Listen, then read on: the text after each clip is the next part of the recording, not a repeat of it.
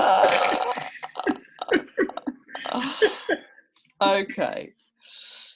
So, okay, Norma. So, Okay. just tell me a little bit about your background as a person-centered counsellor, because I know you've been quite steeped in it in the last, sort of decade or more. So just tell me a little bit about you. Being a person-centered counsellor wasn't my first choice. I worked for years in the voluntary sector, and when somebody came along and did some training on Gerard Egan's skilled helper, I thought, oh, that's what I'm doing, and it fitted and it worked. And later on in that process, I thought I need to consolidate what I know and get some training and qualifications behind me. So I studied for an integrative qualification in counselling. And again, that really, it helped. It deepened my understanding of how you help people.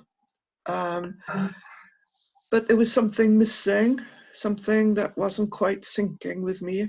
And then I happened on the person-centered approach. I read a chapter from Rogers on becoming a person, a few ideas that he had about the approach. And as I read it, I thought, this man knows me.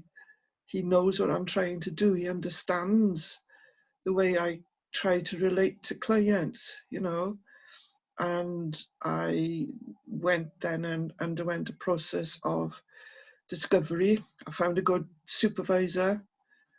She encouraged me to do some further training, and that's what I did. I did a 4-year training in person-centered approach, and developed from there, really. I think it was, it sort of fitted the assumptions I have about people, how I believe that they function, what they need.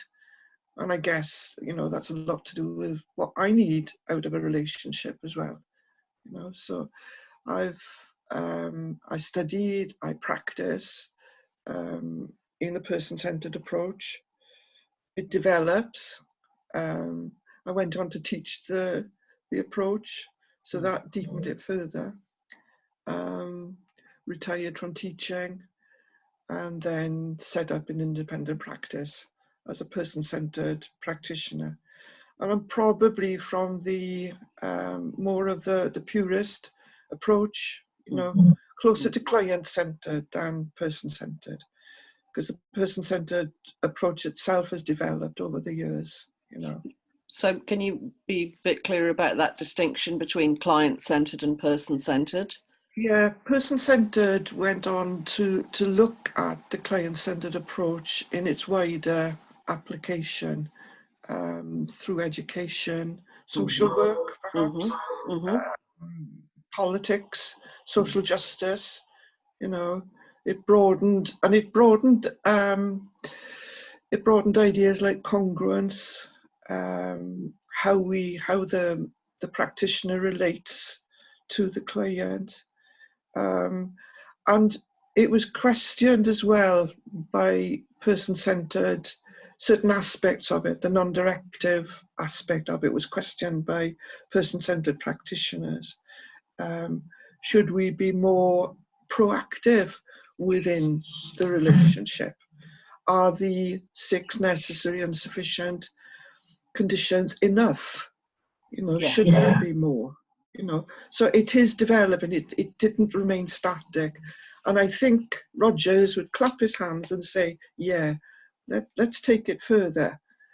And he never ever said, this is the definitive way of working with people. All he said was, these are my ideas. This is what I've observed. This is what I've researched. And more or less, make of them what you will. So he was forever changing and developing himself in that sense, Yes. and moving forward. Yeah. And the distinction there that you're making between person-centered and client-centered is merely that the person-centered meant the extension sort of around the world in other disciplines and so on, whereas client-centered is within the counselling and psychotherapeutic. That's what you mean Yeah. in terms of your Mostly, own and a focus. certain way of it, you know, that the actualizing tendency, the organism, Yes. non-directivity is central to that. Okay. Yeah.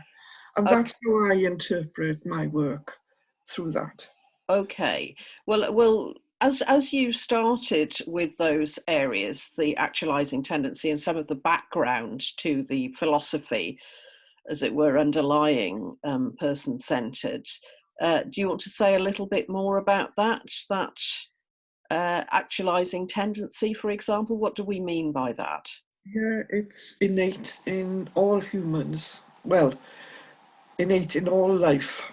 Okay, it's a tendency to move towards something that's more positive, more proactive in our lives. Mm-hmm.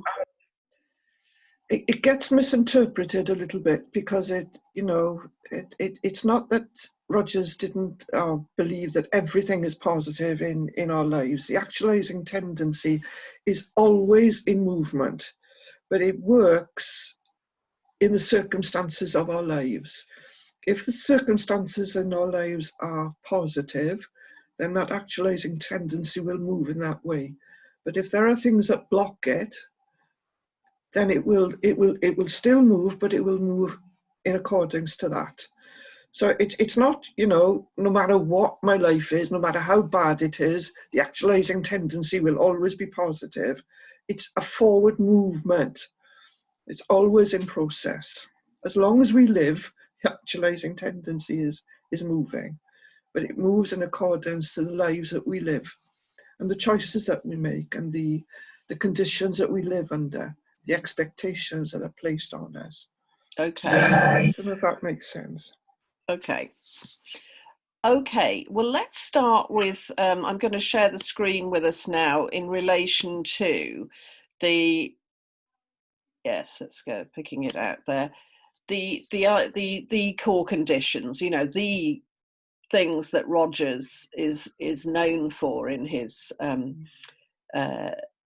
statement of person-centered therapy.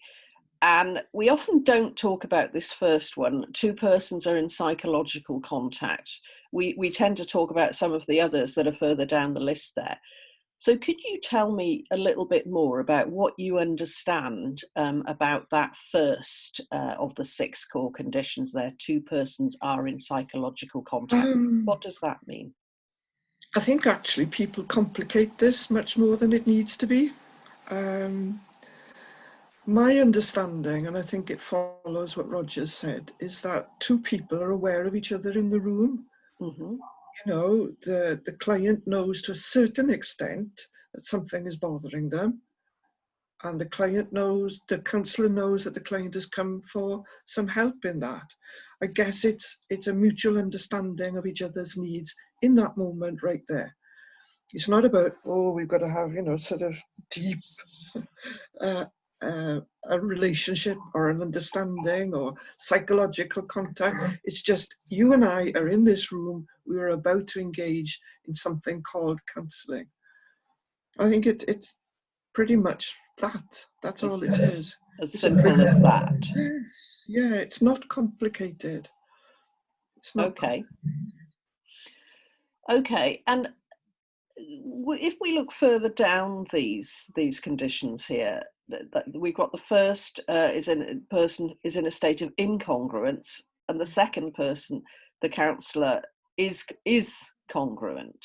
Yeah. Tell me more about the difference between those two there. Like, why, that sort of almost to me implies that the counsellor's all sorted out and the client isn't. So I treat that with some degree of skepticism. So share with me what you understand between that. I don't think it's so much the client is incongruent and the counsellor is congruent, more that the counsellor is less incongruent than the client. Okay, I doubt if anybody, and I have that same skepticism as you, Yeah. that anybody can be completely congruent. And that certainly applies to counsellors.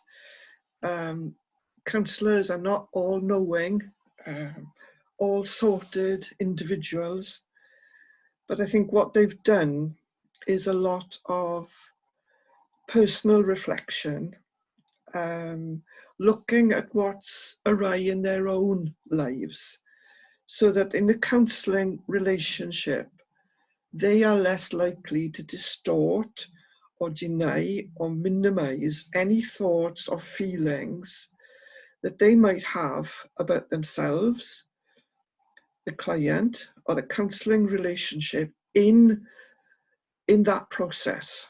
Okay.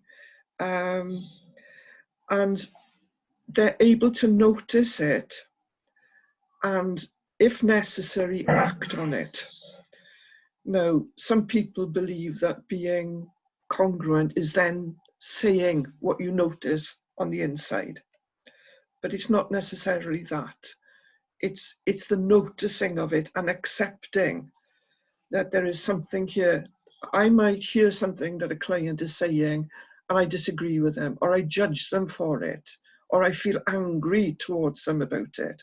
Now, I can either become incongruent and deny that because I don't like judging people. That's not what a counsellor does. Or I can be congruent and say, you know, I'm really angry about what this client is saying. And when I accept that and notice it, then I can put it aside and then get back to listening to what the client is saying to me. So if you do that in the session, what do you do with it afterwards then? Say you've noticed yourself feeling cross with the client. And what I'm gathering there is that you just put it aside in your mind to Yes. perhaps think about later. What do you do with that then afterwards? Well, sometimes in the writing of my notes, it's enough to reflect on it in that moment and say, I know what this is about. I know what's made me angry about this. If it's persistent for me, and it might even continue into another session, I will take a really good look at it and think, now, does this need to be discussed somewhere else? And quite often that's in supervision. And I can really talk with my supervisor about that anger, where it comes from, and how it's interfering with my understanding of the client, where I might be, stepping aside from really hearing carefully or changing the subject, you know. Mm-hmm. And are there times when you might go ahead and share it with the client? And if so, when would be Yes, those I times? think if that continued, if that sort of, if that feeling of anger over a period of time was preventing me from really listening, understanding the client and further accepting them, then I might bring it into the session. Where I'd have to weigh it up, who's this, if I disclose this, who's it going to help? Will it really help the client and further his or her understanding of what's going on for them? Yeah. Will it help the relationship to deepen and develop? And if it does, then it might be worth actually bringing it back into the session.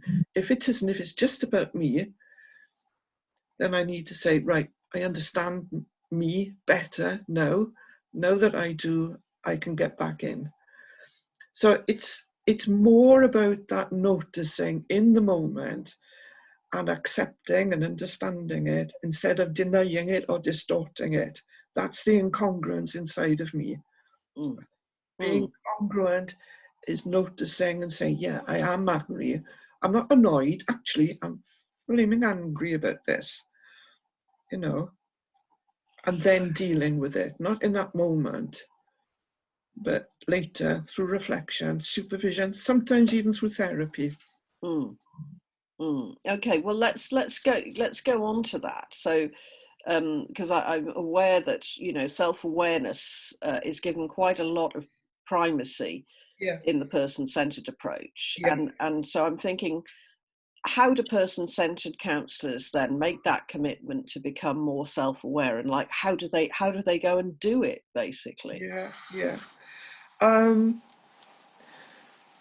I would imagine it's pretty much like most therapists. I don't think therapists should go into this work without being aware of themselves. We as people can sometimes be the biggest barrier to understanding others. So I think it's incumbent on us to undergo as best as we can as much personal development, self-reflection as we're able to. Now, we can do that through our training. I find supervision a deep source of deepening my self-awareness. I have a long-lasting and a trusting relationship with my supervisor, and yeah,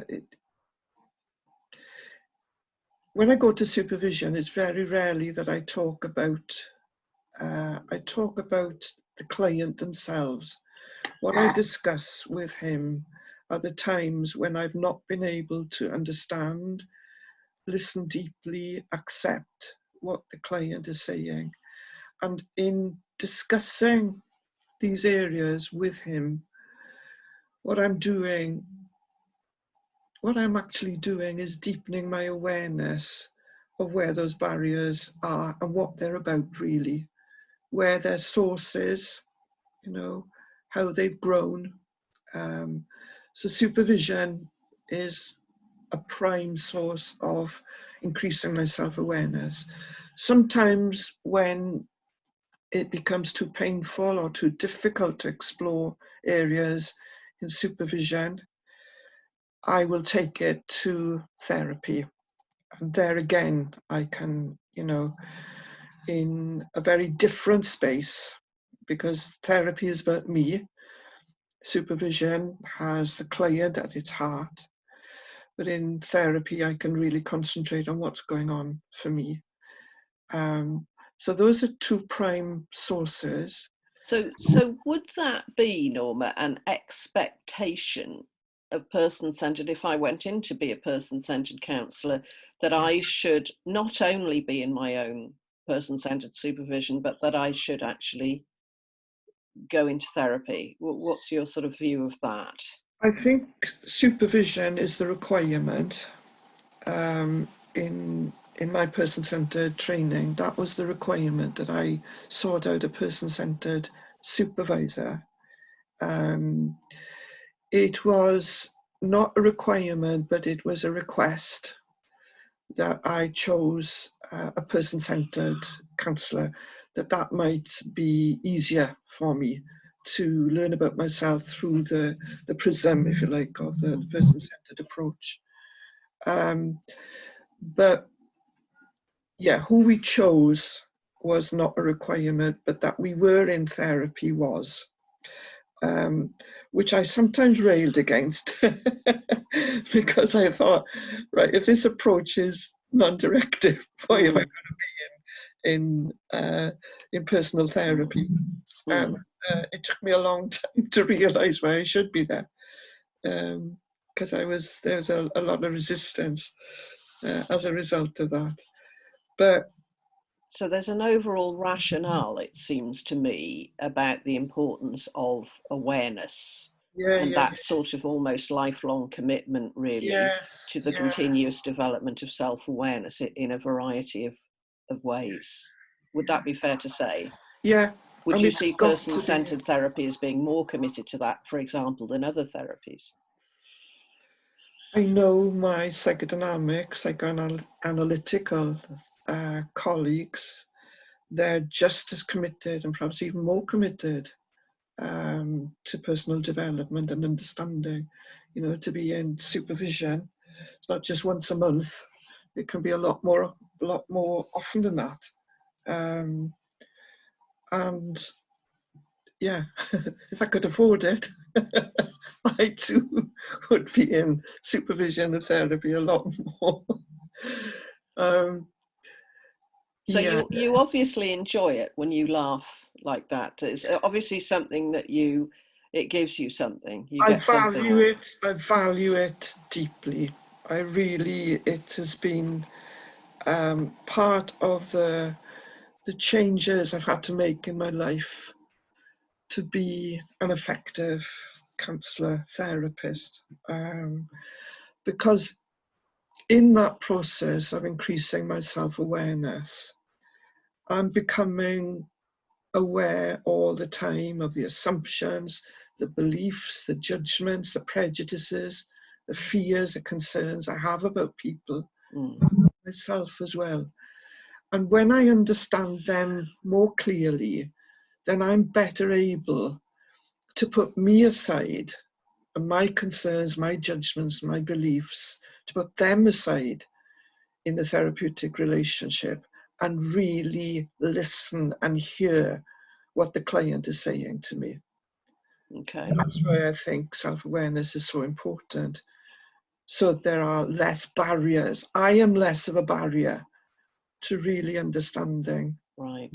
what my client is saying, what they need. Something about removing those barriers or lowering those barriers and the contribution that it makes to that, Yes. to the relationship, for the therapist to be almost as clean as possible, for want of a better word, really, but as clear.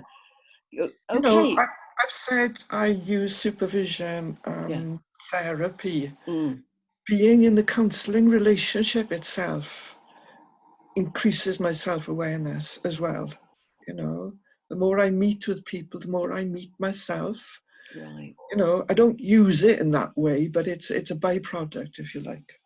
Yeah. Yeah. No, that's a nice quote. The more I meet somebody else in therapy, the more I meet myself. Yeah. Yes, Yeah. that's worth Yeah. thinking about. I'd like to just ask you another question right now, which is to do with the idea of how can I empathize? And I think people sort of ask this a lot about person-centered therapy.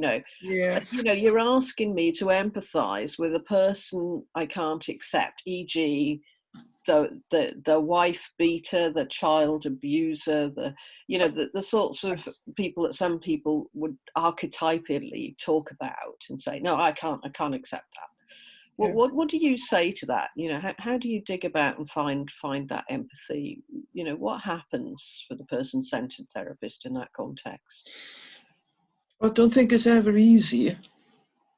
For instance, I have great difficulty, huge difficulty in accepting and understanding why another would persistently and deliberately abuse another. It's really hard for me to accept that. So what do I do in empathy? Oh, right. What I'm trying to do is get an accurate understanding of what the client is saying to me. That's what I'm trying to do.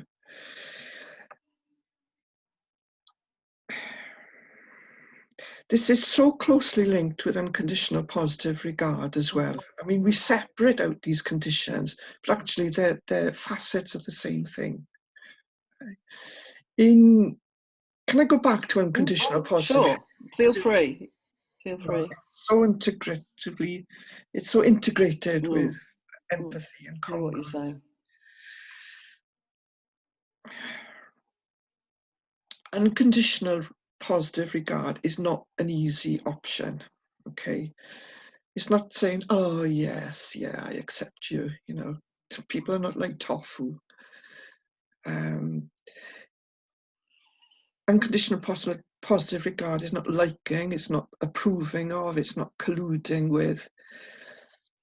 To offer that condition, I have to examine in depth, and I've just mentioned this, all the assumptions, the beliefs, the prejudices I hold about people, and be willing sometimes to shift them to examine them in depth, and sometimes to shift them. Now, that doesn't mean that I cannot hold strong feelings. I do. I absolutely do. But what I try to do, and it's not always easy, is to see the other person, is to set them aside from what they do to who they are. And who they are is a person of intrinsic value. Nobody comes out of the womb as a vicious abuser. It's what happens to them in life that creates the conditions for them to develop in that way. Now, this is not easy for me. I don't think it is easy for anybody who holds strong views. But that's what I try to do. That's what I try to do. And so you're separating the person from the behaviour. That's one thing that you do in your mind, that the behaviour isn't necessarily who they really are. Yeah. But in my empathy, I'm trying to understand that behaviour as well as the person underneath. Okay. Right? And to be able to do that, I have to see the world as they see it. Not as I want to understand them, but as they're actually saying it to me, right? I'm not skewing what they're saying. I am really understanding what they're saying to me as they're saying it to me, how they're saying it to me.